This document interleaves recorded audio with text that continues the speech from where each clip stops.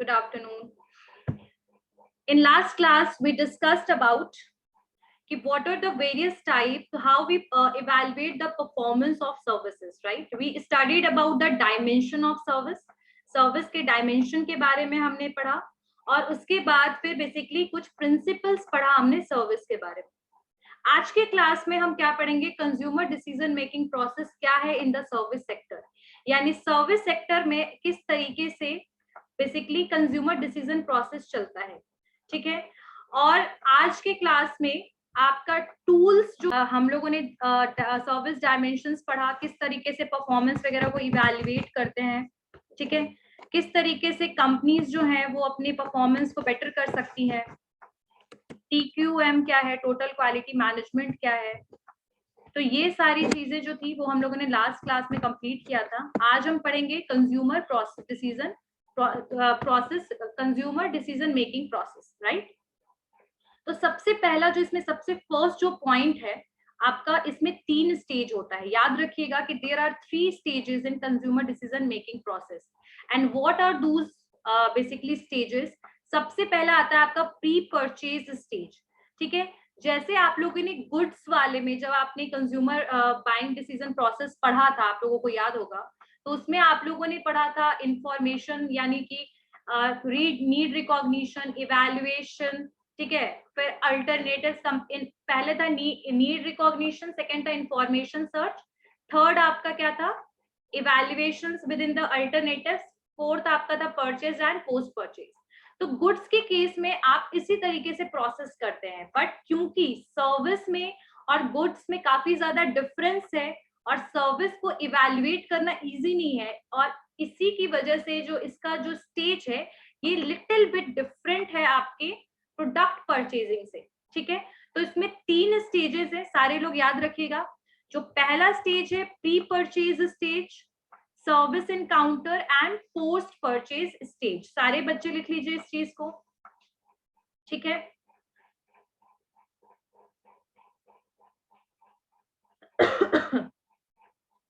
Pre purchase stage में लिखते जाइए, जो भी मैं बता रही हूँ just right in the pre purchase stage, okay.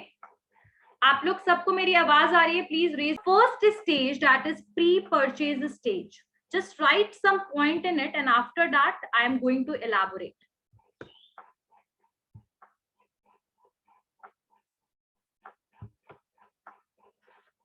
The pre-purchase stage of service, the pre-purchase stage of service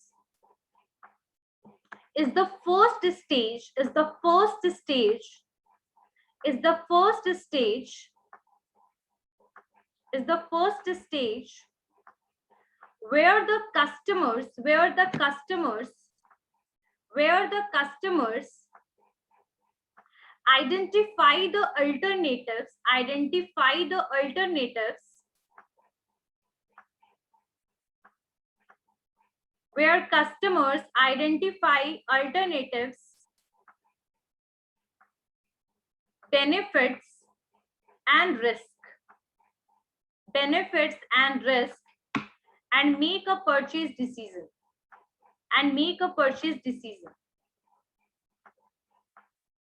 ठीक है। आगे लिखिए, individual needs and expectations, individuals needs and expectations are important because they influence what alternative customer will consider,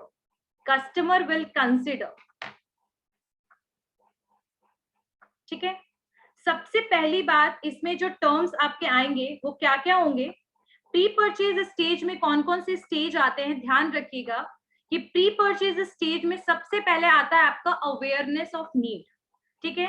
आप लोगों को मैंने point लिखाया इसमें कि क्या पता लग रहा है कि यहाँ पर कस्टमर जो है सबसे पहले आइडेंटिफाई करेगा, ठीक है, बेनिफिट्स देखेगा, रिस्क देखेगा कि उसकी नीड के हिसाब से उस गुड्स को वो बेसिकली इवैल्यूएट भी करेगा, ये पहले स्टेज में। यानी इसके अंडर में, प्री परचेज स्टेज के अंडर में यहाँ पर आपके 3 बेसिक पॉइंट्स कवर होते हैं। सबसे पहली बात awareness of need, awareness of need, ठीक है। अवेयरनेस ऑफ नीड का मतलब है कि आप प्री परचेज स्टेज में सबसे पहले आइडेंटिफाई कीजिएगा कि आपकी प्रॉब्लम क्या है, आपको नीड किस चीज की है, आपको क्यों सर्विस लेना है, ठीक है। एग्जाम्पल के तौर पे हम ये देख सकते हैं, एग्जाम्पल के लिए हमें किसी एजुकेशनल इंस्टीट्यूट में एडमिशन लेना है एमबीए में, ठीक है, तो दैट इज आवर नीड। ये क्या हुआ, हमारा नीड हुआ, यानी हमें कौन सी सर्विस की जरूरत है, हमें एमबीए में एडमिशन लेना है। क्लियर है? नाउ ठीक है, तो इसमें बेसिकली प्री परचेज स्टेज में 3 चीजें आती हैं। पहला है आपका अवेयरनेस ऑफ नीड, आपको किस चीज की जरूरत है उसको आप देखिएगा, आइडेंटिफाई कीजिएगा। सेकंड, आप क्या कीजिएगा, यहाँ पर आप इंफॉर्मेशन सर्च का भी काम प्री परचेज स्टेज में कीजिएगा। इंफॉर्मेशन सर्च कैसे कीजिएगा, जैसे एमबीए में एडमिशन लेना है, अब इंफॉर्मेशन सर्च कीजिएगा कि about the good colleges for MBA, यानी एमबीए के लिए कौन से अच्छे कॉलेजेस इंडिया में है। तो you are going to search about it, you will get multiple data about the various colleges. तो you in this pre purchase stage need, सबसे पहले नीड रिकॉग्नाइज किया आपने, अवेयर हुए कि नीड मेरा क्या है। सेकेंड, उससे रिलेटेड आपने इंफॉर्मेशन को सर्च किया, ठीक है, डिफाइन किया नीड की भाई मुझे तो एमबीए कॉलेज चाहिए, बट मुझे तो एकदम बेस्ट वाला एमबीए कॉलेज चाहिए। तो यहाँ इंफॉर्मेशन सर्च में आप लोगों ने क्या किया, नीड को डिफाइन किया। उसके बाद सॉल्यूशन के लिए आपको जो भी बेसिकली मिले,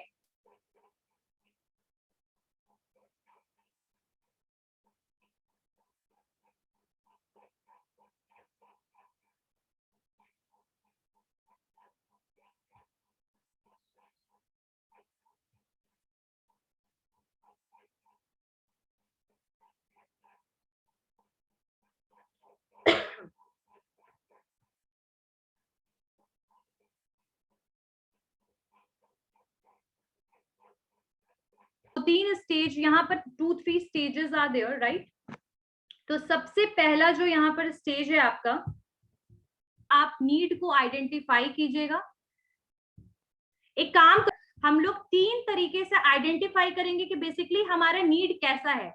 एग्जैक्टली मैंने एमबीए कॉलेज में एडमिशन के बारे में आप लोग को बताया था कि जो भी, जैसे मान लीजिए मेरा नीड है कि I want to take admission in MBA. अब इवैल्यूएशन में या फिर सर्च करूंगी मैं सारी इंफॉर्मेशन जितने भी इंडिया में अवेलेबल है बेस्ट एमबीए के कॉलेजेस।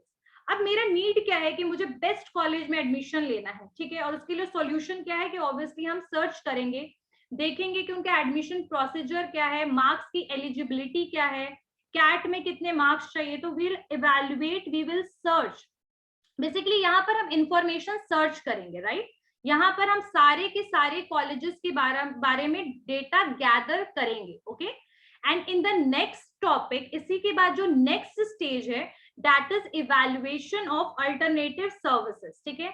अब यहाँ पर हम सर्विसेज को इवैल्यूएट करेंगे, यानी कि जो भी डेटा गैदर किया उन सबको आपस में हम इवैल्यूएट करेंगे कि which one is the better one, यानी कौन सा कॉलेज मेरे लिए बेटर होगा। यहाँ पर मैं कंपैरेटिव एनालिसिस करूंगी, सारे टाइप के सर्विसेज जो भी मार्केट में एमबीए कॉलेजेस जितने भी अवेलेबल हैं, मैं सबको कंपैरिजन करूंगी कि सबसे बेस्ट मेरे लिए कौन सा होगा, राइट। तो यहाँ पर बेसिकली हमें सर्विस कैसी लेनी, एजुकेशनल।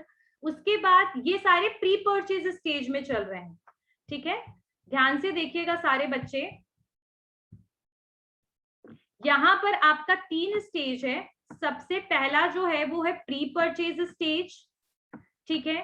प्री परचेज स्टेज के बाद सेकंड है सर्विस इनकाउंटर, एंड उसके बाद थर्ड जो है that is post purchase stage, ठीक है, पोस्ट परचेज स्टेज। अब प्री परचेज स्टेज जो है इसके अंदर भी आपके 3 स्टेजेस हैं जो कवर होंगे। पहला जो है आपका वो है नीड अवेयरनेस, यानी कि अवेयरनेस आपकी नीड क्या क्या नीड है। यहाँ पर है इंफॉर्मेशन सर्च, यानी कि अब आप यहाँ पर इंफॉर्मेशन गैदर कीजिएगा कि कौन कौन सी अवेलेबल डेटा गैदर कीजिएगा। एंड इन द लास्ट, इसमें इसी प्री में जो लास्ट है that is evaluation of all the information, यानी इन इवैल्यूएशन ऑफ इंफॉर्मेशन, जो भी डेटा मेरे पास प्रेजेंट है उसमें बेसिकली आप लोग क्या कीजिएगा, इवैल्यूएट कीजिएगा, इवैल्यूएशन कीजिएगा कि कौन सा मेरे लिए कॉलेज बेटर होगा, यानी कि कंपैरेटिव एनालिसिस वाला process will do in the pre purchase stage. Evaluation जो है उसमें हम क्या कर सकते हैं, जैसे रिव्यू डॉक्यूमेंटेशन, कंसल्ट करेंगे दूसरे लोगों से, ठीक है, कंसल्ट करेंगे, जैसे दोस्त फ्रेंड वगैरह से भी पूछेंगे। ऐसे तो इंफॉर्मेशन में ही वो आ जाएगा कि आप कुछ इंफॉर्मेशन इंटरनल और एक्सटर्नल सोर्स से गैदर कीजिएगा।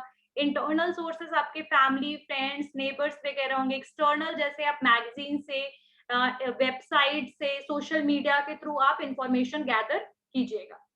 इवैल्यूएशन के लिए आप क्या कीजिएगा, आप उन सबको कंपैरिजन कीजिएगा, और अगर एडवाइस की जरूरत पड़ेगी तो आप किसी लोगों से या फिर और भी थोड़ा बहुत इंफॉर्मेशन सर्च करके उसको प्रॉपरली कंपेयर कर सकते हैं, ठीक है।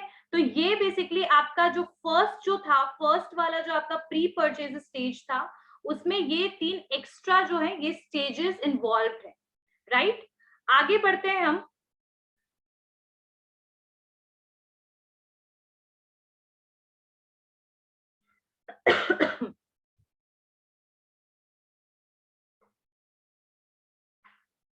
आपको नहीं पता कि कौन कौन से रिस्क इस बेसिकली पूरे सेक्टर में है, ठीक है। कुछ परसीव रिस्क भी होगा जो बेसिकली रिलेवेंट है सर्विसेज के लिए, और जिसमें आपको basically high in experience Credence की जरूरत होती है वैसे सर्विसेज के लिए, ठीक है। एजुकेशनल हमेशा क्रेडेंस में आता है, याद रखिएगा। अब आगे लिखिए। तो आपका प्री परचेज जो स्टेज है उसमें हम लोगों ने 3 जो स्टेज किया, उसके अलावा आगे एक चीज और याद रखिएगा कि ये जो स्टेज है ये जब शॉर्ट कब हो जाएगा, जब आप कोई क्विक सर्विस लेने वाले होंगे, ठीक है। क्विक सर्विस यानी कि जिसमें आपको ज्यादा इवैल्यूएट करने की जरूरत नहीं है, लेकिन जब आप किसी ऐसे सर्विस में इन्वॉल्व हो रहे हैं जो लॉन्ग टर्म आपकी लाइफ को बेसिकली इम्पैक्ट डाल सकता है आपके लाइफ में, तो ऐसे केस में वहां पर रिस्क भी इन्वॉल्व हो जाएगा, राइट। और रिस्क वेरियस टाइप के रिस्क होंगे, लेकिन वहीं अगर आप कोई सर्विस ऐसा लेने जा रहे हो जो आपको बहुत शॉर्ट टर्म या फिर बोल सकते हैं एक दिन की बात है, like if we are moving to a restaurant, तो in that case the service is little bit less risky as comparison if we are taking admission in MBA. तो यहाँ पर ये आपका पूरे करियर की बात आ जाएगी, आपकी सर्विस जो आपके पूरे करियर को इफेक्ट कर सकती है। तो ऐसे केस में यहाँ पर रिस्क भी इन्वॉल्व हो जाएगा when the service is taking for the long term, right. और वो रिस्क क्या होंगे, परसीव्ड रिस्क होंगे, क्लियर है, दूज आर परसीव्ड रिस्क। अब यहाँ पर क्या क्या चीजें हैं, क्या क्या इसमें परसीव्ड रिस्क में कौन कौन टाइप के रिस्क इन्वॉल्व हो जाएंगे उसके बारे में लिखते हैं। तो ये आपके कौन कौन से रिस्क है लिखिए। सबसे पहला फंक्शनल रिस्क, ठीक है। याद रखिएगा कि this pre purchase stage is done before we are meeting to the personal who is going to tell me about the service। यानी ये प्री परचेज स्टेज वैसे स्टेज है जो कंज्यूमर अपने तरफ से इस चीज को क्या करता है, परसीव करता है, एनालाइज करता है, ठीक है। यहाँ पर वो किसी भी ऑफिस या किसी कॉलेज में जाके किसी पर्सनल से इंटरेक्ट नहीं कर रहा है, उससे पहले का ये स्टेज है। जैसे आप लोगों ने सीमेज में जब एडमिशन लिया होगा तब आप कॉलेज आकर के बेसिकली किसी से इंटरेक्ट किया होगा, वो सर्विस इनकाउंटर होता है जो इसके बाद होगा। ये सर्विस इनकाउंटर से पहले का स्टेज है जहां पर कंज्यूमर सब कुछ परसीव कर रहा है और बेसिकली एक्सपेक्ट कर रहा है अबाउट द डिफरेंट कॉलेज। अब यहाँ पर कौन कौन से रिस्क इन्वॉल्व हो सकते हैं, ठीक है। तो फंक्शनल रिस्क सबसे पहला आपका आता है, फंक्शनल रिस्क, ठीक है। फंक्शनल रिस्क का मतलब क्या होता है, अगर हम जैसे एग्जाम्पल के लिए कि वहां का बेसिकली सिस्टम कैसा होगा, अगर मान लीजिए कि आप पढ़ने के लिए किसी एमबीए कॉलेज में एडमिशन ले रहे हैं, तो आपके सबसे पहले दिमाग में क्या टर्म आएगा कि अगर मैं वहां एडमिशन लेता हूं तो क्या मुझे जॉब मिल जाएगी। तो फंक्शनल रिस्क इज समथिंग, या फिर कह सकते हैं कि अगर मैं कहीं ट्रेनिंग इंस्टीट्यूट में ट्रेनिंग कर रहा हूं तो क्या मुझे वो जॉब मिल जाएगी। तो इस टाइप के जो क्वेश्चंस होते हैं वो होते हैं फंक्शनल बेस्ड, यानी जो काम, जो बेसिकली काम क्या कर रहा है, ट्रेनिंग इंस्टीट्यूट ट्रेनिंग दे रहा है, तो फंक्शन ट्रेनिंग इंस्टीट्यूट का क्या है, गिविंग ट्रेनिंग। तो क्या मुझे ट्रेनिंग लेने के बाद जॉब मिलेगी? तो इस तरीके के क्वेश्चंस जब आते हैं तो इनको हम कहते हैं फंक्शनल रिस्क। अगर मान लो कि ट्रेनिंग के बाद you will not able to get the job, in that case you will be unsatisfied and risk क्या हो जाएगा, फंक्शनल। इस तरीके के रिस्क आपके दिमाग में आएंगे। फंक्शनल रिस्क के बारे में आप सोचिएगा, ये सारे रिस्क इन्वॉल्व है प्री परचेज स्टेजेस में, ठीक है। सेकेंड, एक और आप लिख सकते हो, एग्जाम्पल में लिख लेना, टाइप्स ऑफ परसीव्ड रिस्क में जरूर लिखना कि टाइप्स ऑफ रिस्क में सबसे पहला है आपका परसीव्ड रिस्क, जो है इसमें पहला है फंक्शनल रिस्क, ठीक है। तो फंक्शनल रिस्क में लिखिएगा कि यहाँ पर बेसिकली क्या होगा, क्या हो सकता है, कस्टमर का कंसर्न क्या हो सकता है किसी कंज्यूमर का, कि ट्रेनिंग के बाद जॉब मिलेगी कि नहीं। क्रेडिट कार्ड अगर मैं लेता हूं तो क्या ये 1 लाख रुपए के परचेज में काम आएगा कि नहीं आएगा। तो like this type of question, ठीक है। जो सर्विस ले रहे हैं उसका फंक्शन कैसा है। अब अगर ड्राई क्लीनर के यहाँ जा रहे हैं तो क्या ये स्टेन हटा सकता है या नहीं, तो इस टाइप के रिस्क दिमाग में आते हैं ना कि पता नहीं क्या होगा, ऐसा ना हो कि और भी बेकार कर दे मेरा जैकेट। तो इस तरीके के जो क्वेश्चंस आते हैं इसको कहते हैं फंक्शनल रिस्क, कि जो बेसिकली सर्विस सेक्टर है वो काम कैसे करेगा, फंक्शन कैसे करेगा। तो पहला ये रिस्क इन्वॉल्व होगा जब आप सर्विस ले रहे हैं। तो दूसरा रिस्क क्या हो सकता है, फाइनेंशियल रिस्क। फाइनेंशियल रिस्क हो सकता है, ठीक है। हमेशा याद रखिएगा कि प्री परचेज स्टेज में अगर आप कोई छोटा मोटा सर्विस ले रहे हो तो उसमें इतने रिस्क इन्वॉल्व नहीं होते, बट अगर आप कोई लॉन्ग टर्म के सर्विसेज ले रहे हो तो उसमें बहुत ज्यादा रिस्क इन्वॉल्वमेंट के चांसेस हैं। तो ये पहला आपका फंक्शनल रिस्क हुआ। सेकेंड इज फाइनेंशियल रिस्क, ठीक है। मॉनेटरी लॉस हो सकता है, अनएक्सपेक्टेड कॉस्ट हो सकता है। जैसे कि अब यहाँ कस्टमर का क्या कंसर्न हो सकता है कि will I loss money if I make investment recommended by my stock. क्या मैं पैसा किसी पर्टिकुलर स्टॉक में लगाऊंगा तो मेरे पैसे क्या मुझे लॉन्ग टर्म में गेन होगा या मुझे लॉस होगा। तो ये कस्टमर का यहाँ पर कंसर्न हो सकता है, ठीक है। क्या मैं कार रिपेयर करूंगा, करवाऊंगा, will repairing my car cost more than the original estimate. यानी कि अगर मैं कार को रिपेयर करा रहा हूं तो इससे बेटर है कि मैं कार को खरीद लूं, ठीक है। कोई मतलब इस पैसा उस कार को रिपेयर कराने के बराबर एक नया कार आ जाएगा। तो लाइक जहां पर आपके फाइनेंशियल रिस्क के चांसेस हो, और यहाँ पर आप कॉलेज में भी फाइनेंशियल रिस्क के पूरे चांसेस हैं, ठीक है। फंक्शनल रिस्क भी इन्वॉल्व है, यहाँ पर फाइनेंशियल रिस्क भी इन्वॉल्व है because you are paying the fee, right. Next is temporal risk. Temporal risk या टेम्पररी रिस्क जिसको कहते हैं, temporal risk. Temporal risk, temporal risk क्या होता है, जहां पर टाइम वेस्टिंग का होता है, वेस्टिंग टाइम, कंसिक्वेंसेस और डिलेज, ठीक है। Temporal risk, wasting time, consequences और डिलेज, ठीक है। जैसे आप किसी रेस्टोरेंट में गए, ठीक है, और यहाँ वहां पर जाकर you are waiting from last 2-3 hours for your food, ठीक है। यहाँ पर आपका टाइम तो वेस्ट हो ही रहा है। तो ये टेम्परल रिस्क होते हैं, यानी कुछ समय के लिए रिस्क होते हैं। एक टाइम पे या 1 दिन या 2 दिन में आपका कुछ टाइम वेस्ट हो जाए जब आप सर्विस ले रहे हैं। एग्जाम्पल के लिए जैसे आप कभी एडमिशन लेने जा रहे हैं and you are waiting there for 5 hours to taking the admission, right. तो that is a kind of temporal risk, right. मतलब वेटिंग लाइन आपका हो सकता है, ठीक है। तो इस तरीके के रिस्क भी इन्वॉल्व होते हैं, temporal risk. Next is something physical risk. Physical risk क्या होता है, पर्सनल इंजरी और damage to the possessions. Physical injuries और डैमेज टू द पोजेशंस,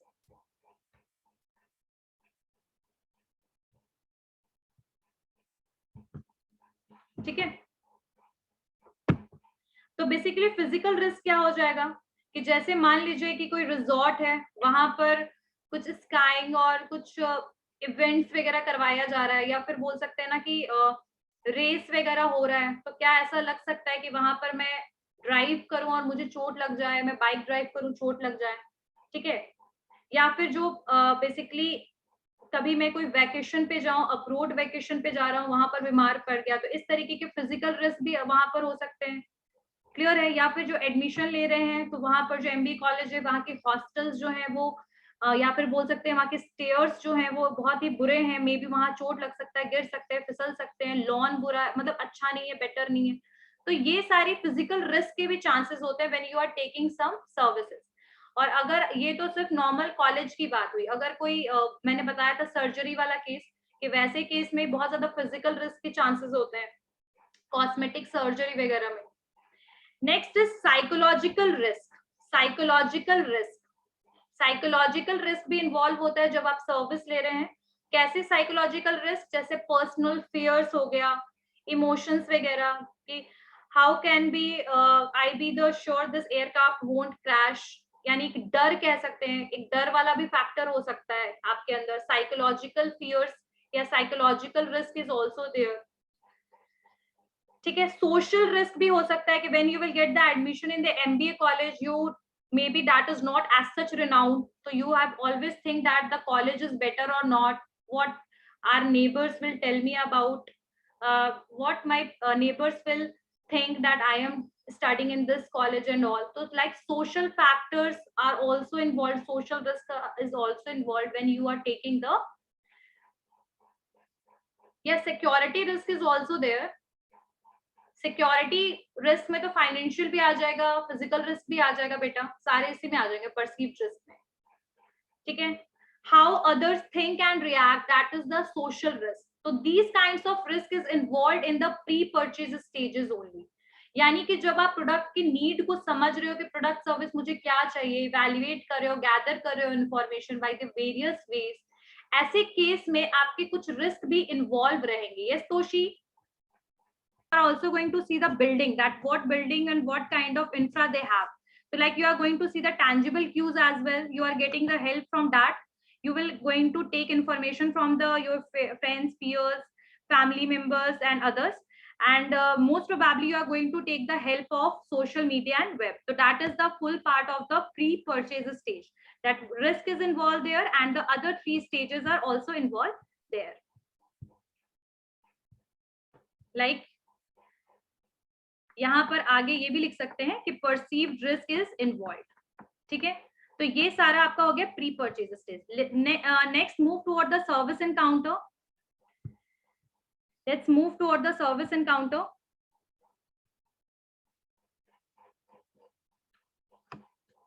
ठीक है, सर्विस एनकाउंटर का मतलब क्या होता है? दैट इज बिगिन, यानी कि जब आप पूरा का पूरा आपका इंफॉर्मेशन सर्च इवैल्यूएशन कर लीजिएगा, बेस्ट को आप चूज कर लीजिएगा, उसके बाद उसके बारे में जानने के लिए you need the person to contact with. ठीक है, आपको कोई पर्सन से कॉन्टैक्ट करना पड़ेगा। जैसे कि आप मान लीजिए काउंसलिंग टीम को कॉल करते हैं कि I am just want to take admission in your college. So counselling team से जब आप इंटरेक्ट कीजिएगा, that is known as service encounter. जब आपके कंज्यूमर और आपके पर्सनल कौन होंगे? जो वहां सर्विस पर्सोनल जो आपको सर्विस प्रोवाइड कर रहे हैं, या फिर कस्टमर सर्विस प्रोवाइडर और आपके कस्टमर जब एक दूसरे से इंटरेक्ट करेंगे, that is known as service encounter.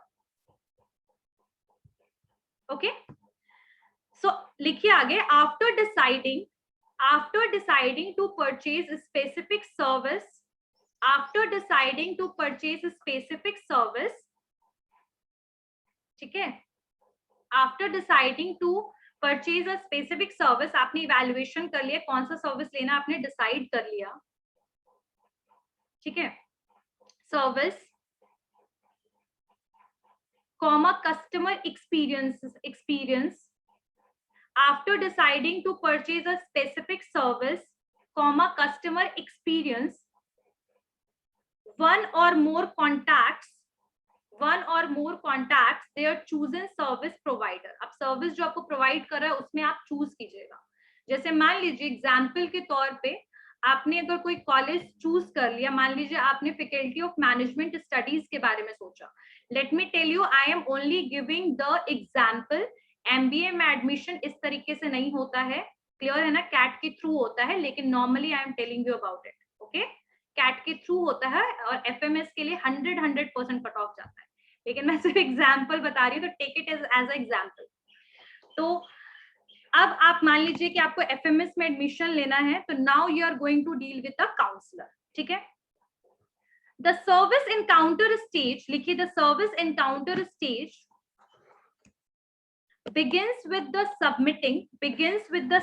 submitting application, requesting a reservation, submitting application, requesting a reservation, or placing an order, or placing an order, or placing an order.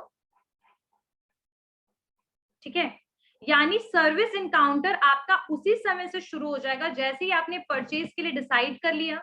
अगर आप किसी कॉलेज में admission ले रहे हैं तो आपने एप्लीकेशन फॉर्म भर दिया, आपने एप्लीकेशन फॉर्म सबमिट कर दिया, and now you just need to take the counselling about it कि हाँ इस कॉलेज का रिव्यूज, उस कॉलेज के rules regulations and the policies you just need to know about it, right. तो यहीं पर आपका सर्विस एनकाउंटर स्टेज होता है।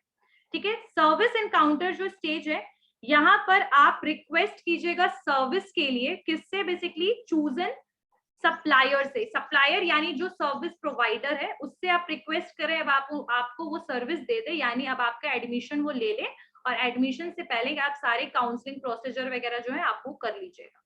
ठीक है, अब आपका यहाँ पर सर्विस डिलीवर हो गया, यानी सर्विस जो है आपको मिल गई, यानी आपको एडमिशन मिल गया।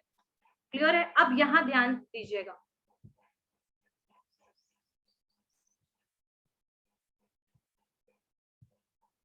अब यहाँ जो सर्विस आपका इनकाउंटर है, यहाँ पर जैसे ही प्री में आपने यहाँ पर परचेज का डिसीजन लिया, वैसे ही अब आप यहाँ पर सर्विस इनकाउंटर के केस में अब आप यहाँ क्या कीजिएगा, क्या सोचेगा?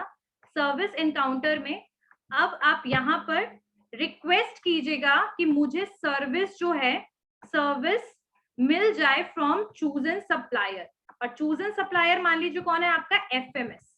ठीक है, अब आप यहाँ उनसे रिक्वेस्ट कीजिएगा कि मुझे सर्विस सप्लाई किया जाए, यानी कि मुझे अब एडमिशन मिल जाए। किस कॉलेज में मिल जाए? एफएमएस में मिल जाए। अब आप यहाँ पर फेस टू फेस इंटरेक्ट कीजिएगा जो आपके काउंसलर और जो एडमिशन के पूरे प्रोसीजर। जैसे मैं थी एग्जाम्पल के लिए, मैं when I just think about to take admission in BCom honors, so at that time I am also moved toward the same stage. In the pre-purchase stage, सबको ही पता है pre-purchase stage का situation, सबसे पहले मुझे लगा कि मुझे पटना से बाहर पढ़ना है, तो आई नीड रिकॉग्नाइज किया और बेस्ट में पढ़ना, because I was the topper, तो I just think about it कि मुझे बेस्ट में पढ़ना, तो आई नीड इवेल्युएट किया है, अवेयर किया। उसके बाद नीड इवेल्युएट करने के बाद मैंने इंफॉर्मेशन सर्च किया, तो मैंने कोलकाता की कुछ यूनिवर्सिटीज थे वहां के लिए मैंने फॉर्म भरे, फिर मैंने बीएचयू के लिए फॉर्म भरा, फिर मैंने बेसिकली मतलब पहले सर्च किया, इंफॉर्मेशन निकाला कि कौन बेस्ट कॉलेजेस है, तो यहाँ पर मैंने बहुत सारे इंफॉर्मेशन निकाला। उसके बाद मैंने इवेल्युएट किया, और इवेल्युएट करने के बाद मुझे जो 3-4 लगा मैंने उसमें से फॉर्म भरा। ठीक है, फॉर्म भरने के बाद फाइनली मेरा 2-3 जगह सिलेक्शन हुआ, तो ये सारा इवेल्युएशन तक में ही सोचो तो है। और फाइनली उसके बाद मैंने क्या किया, मैं सीधे दिल्ली चली गई, दिल्ली यूनिवर्सिटी में एडमिशन के लिए, और यहाँ पर मैं एडमिशन के पर्सनल जो भी वहाँ के लोग थे, काउंसलर्स, उनसे मैं मिली। ठीक है, वहां पर मैंने मिलने के बाद रिक्वेस्ट किया, और ये सारा चीज से पहले मैंने एप्लीकेशन वगैरह सबमिट कर दिया ऑनलाइन। अब यहाँ पर मैं रिक्वेस्ट कर रही हूँ कि मुझे आप सर्विस जो है वो डिलीवर कर दीजिए, यानी रिक्वेस्ट कर रही हूँ मैं अपने सप्लायर से कि मुझे सर्विस दे दीजिए। अब यहाँ पर मुझे सर्विस एनकाउंटर वाले स्टेज में ही मुझे सर्विस भी डिलीवर हो जाएगा, सर्विस भी डिलीवर हो जाएगा मुझे सर्विस एनकाउंटर स्टेज में। तो प्री में आपके जो है वो 3 स्टेज है, need awareness, information search, evaluation, search. Service encounter में आपके कौन कौन से स्टेज है? आप यहाँ पर क्या कर रहे हो, रिक्वेस्ट कर रहे हो for service for providing service from the chosen supplier and service delivery, ये दोनों आपको सर्विस एनकाउंटर के स्टेज में ही मिल रहा है, यानी सर्विस आपको यही प्रोवाइड होगा सर्विस एनकाउंटर स्टेज में। ठीक है, आगे बढ़ते हैं। किसी को कोई सारे लोग in high contact services, service encounter में लिखेगा, in high contact services such as restaurant, health care, hotel, public transportation, in high contact services. मैं आप लोग को एग्जाम्पल कॉलेज का दे रही थी, तो सब में सेम चीज नहीं लिखना है, ध्यान रखिएगा कि आप एग्जाम्पल किस चीज का दे रहे हैं।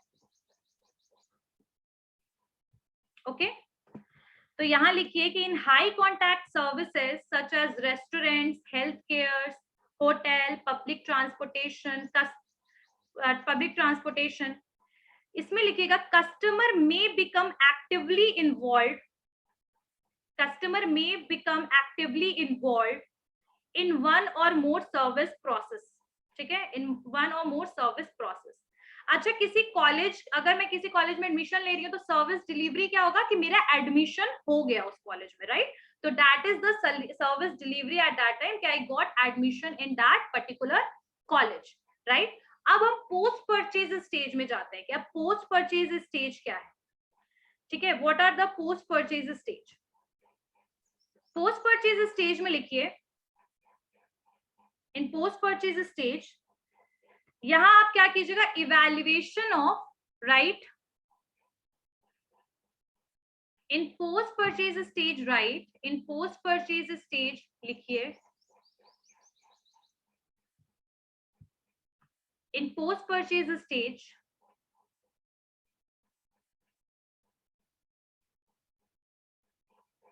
इसमें दो चीज होगा, दो इसमें स्टेप्स इन्वॉल्व होंगे, और वो दोनों स्टेप्स क्या क्या होंगे?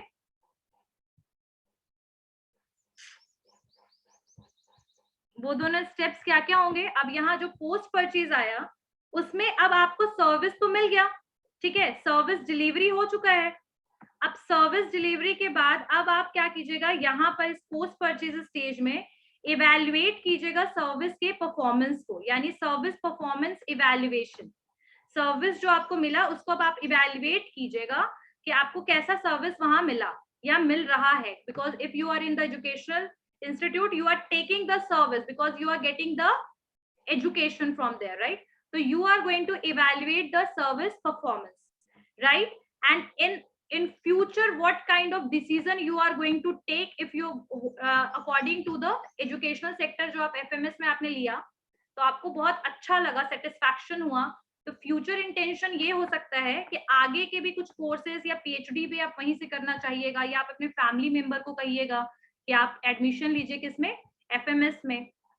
तो फ्यूचर इंटेंशन, और जो ऐसे तो सर्विस सेक्टर में रिपीट परचेज में एजुकेशनल क्वालिफिकेशन सूटेबल नहीं रहेगा क्योंकि आप 2 साल के लिए वहां पर हैं, लेकिन अगर आप कोई और सर्विस लेते हैं, जैसे कि अगर मान लीजिए कि मेडिकल फैसिलिटीज है, मेडिकल का कुछ लेते हैं आप, तो आप वहां पर फ्यूचर इंटेंशन ये हो सकता है कि आप रिपीटेटिवली वहां से फिर से सर्विस लीजिएगा अगर कुछ ऐसा सिचुएशन आता है तो आपका फ्यूचर इंटेंशन जो है आपके पूरे इवैल्यूएशन ऑफ सर्विस परफॉर्मेंस पे डिपेंड करता है कि अगर आपको सर्विस परफॉर्मेंस बेटर मिलेगा तो आप सेटिस्फाई होइएगा और आपका फ्यूचर इंटेंशन पॉजिटिव होगा, लेकिन अगर आप वहां पर अनसेटिस्फाई है तो आपका जो फ्यूचर प्रोस्पेक्टिव होगा लेकर के for the service that is negative. तो ये ओवरऑल जो है ये आपका कंज्यूमर बाइंग जो डिसीजन प्रोसेस है सर्विस सेक्टर में, यही है। पोस्ट परचेज डिसीजन में आगे लिखने की जरूरत है कुछ पॉइंट्स, तो आप लोग लिख लीजिए इसके बारे में। During the post purchase stage, during the post purchase stage, customers continue a process they begin in the service encounter stage. During the post purchase stage, during the post purchase stage, during the post purchase stage, customers continue a process, customer continue a process, they begin in the service encounter stage, evaluating the service quality, evaluating the service quality and their satisfaction, evaluating the service quality and their satisfaction slash dissatisfaction, slash dissatisfaction.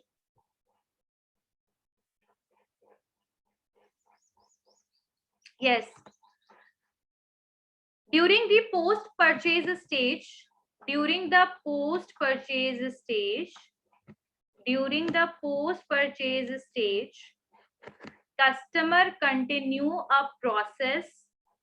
They begin in the service encounter stage, evaluating service quality and their satisfaction slash dissatisfaction with the service experience, यानी आप जो experience कीजिएगा उस हिसाब से आप service की quality को इवैल्यूएट कीजिएगा। अगर मान लीजिए कि आपको वहां का एजुकेशनल जो सेक्टर है वो एफएमएस बहुत बढ़िया लगा, और नो डाउट बहुत ही बढ़िया है, लेकिन एग्जाम्पल बस दे रही हूँ मैं, तो ऐसे केस में आप हमेशा वहां पर एक सेटिस्फाइड रहिएगा, दूसरे लोगों को भी बताइएगा कि एडमिशन लो तो इसी कॉलेज में लो, बहुत बढ़िया पढ़ाई होती है, फैसिलिटीज अच्छा है, इंफ्रा अच्छा है। सो ये आप एक पॉजिटिव इम्पैक्ट जो है वो कंपनी के कॉलेज के ऊपर बनेगा।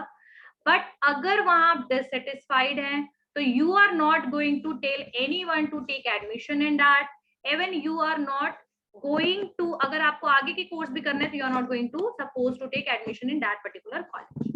So that is the thing that you are going to evaluate the what kind of quality services they are providing you. Clear है? समझ में आ गया? अब कस्टमर इवेल्युएट करेगा सर्विस को, फाइनली अगर उसको अच्छा लगेगा तो वो रिपीटेटिव परचेज करेगा, फ्यूचर इंटेंशन भी उसका होगा कि वापस से सर्विस ले, अदरवाइज फिर। अगर मैं एक और एग्जांपल से इसको समझा दूं तो एक और इसका बहुत अच्छा एग्जांपल ये है, let me share the screen. एक और एग्जांपल आप एग्जाम्पल ले सकते हैं, और एग्जाम्पल क्या हो सकता है उसका, मेडिकल वाला भी हो सकता है कि मेडिसिन आप मान लीजिए आपको टूथ जो है, आपके टूथ में प्रॉब्लम है, खैर ये तो बहुत बेसिक नीड वाली चीज हो जाती है, ठीक है। मान लो किसी को वो सर्जरी करवाना, कॉस्मेटिक सर्जरी, तो सेम वही होगा कि आपका नीड ये है, ठीक है। अब आप उसमें के बाद इंफॉर्मेशन देखिएगा कौन कौन से बेस्ट हॉस्पिटल्स अवेलेबल हैं, इंफॉर्मेशन सर्च कीजिएगा, इंफॉर्मेशन सर्च, उसके बाद इवेल्युएट कीजिएगा, बेटर बात कीजिएगा, और उसके बाद अपॉइंटमेंट बुक कर लीजिएगा, राइट।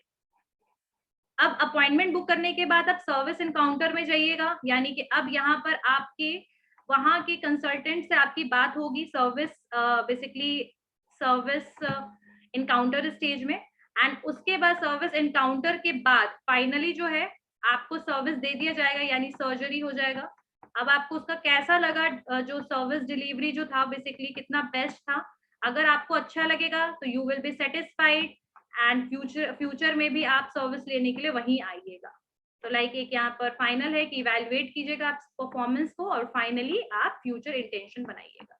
तो this is the basically a consumer buying decision process in service sector. If you are taking the services, when you are taking the services and when you are buying the product, the same thing will be happen, like information need awareness या फिर recognition of need, problem recognition, second information search, third information कहाँ कहाँ से ले सकते हैं, family से, friend से, इंटरनेट की हेल्प से, साइट से, सब जगह से ले सकते हैं। क्लियर है? नाउ द नेक्स्ट टॉपिक लिखिए, service failure. Service failure, service failure.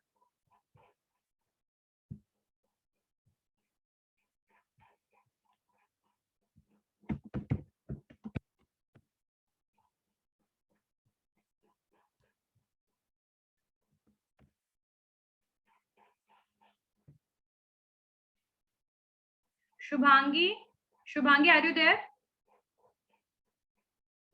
Please take the screenshot of attendance. Attendance का स्क्रीनशॉट ले लीजिएगा, ठीक है। क्लास खत्म होने के टाइम पे 3 बजे, ठीक है, अभी मत लीजिएगा, 3 बजे लीजिएगा। चलिए, सर्विस फेलुअर।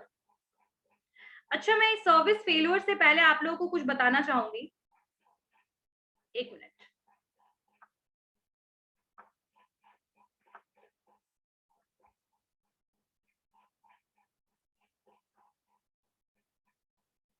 अच्छा, यस शिवानी, यहाँ पर वेट कर रही हूँ फूड के लिए, ठीक है, and I am waiting it from last 2-3 hours.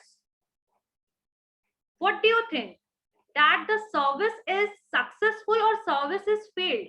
Definitely service fail हो गया यहाँ पर।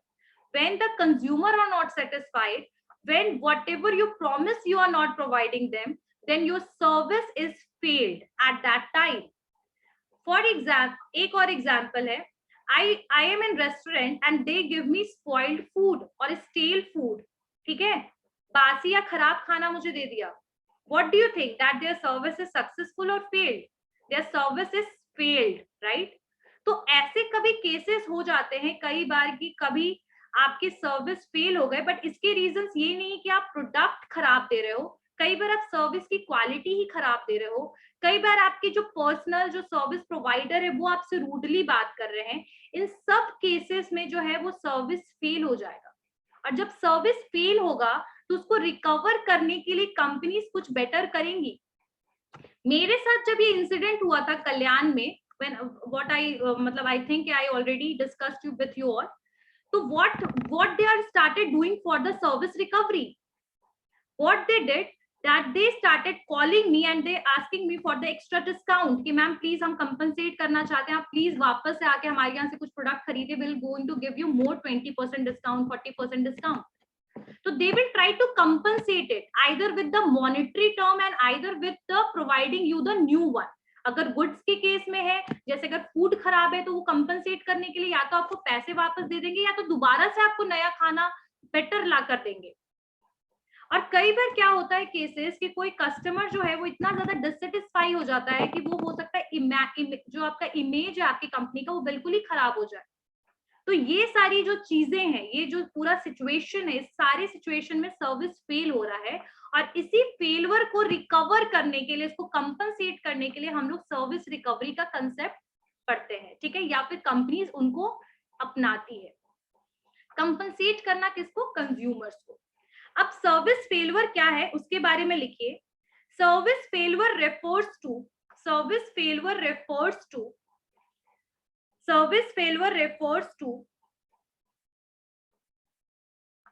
not being able to perform. Service failure refers to not being able to perform the service that a company has promised. ठीक है, that a company has promised. आगे लिखिए, sometimes customer service fails because of doing something,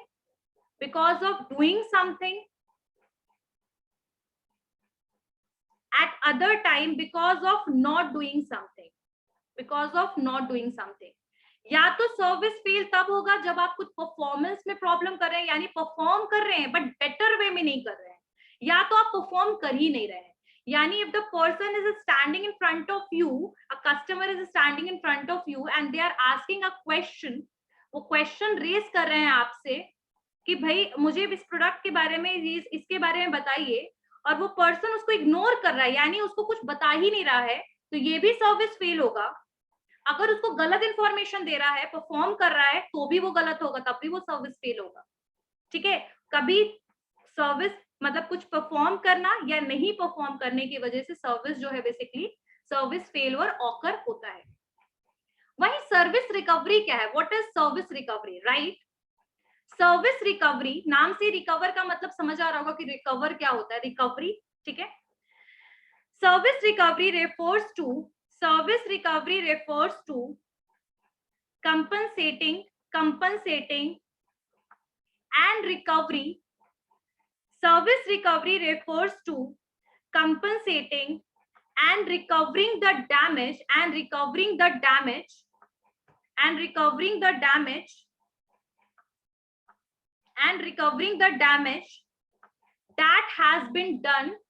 that has been done, ठीक है।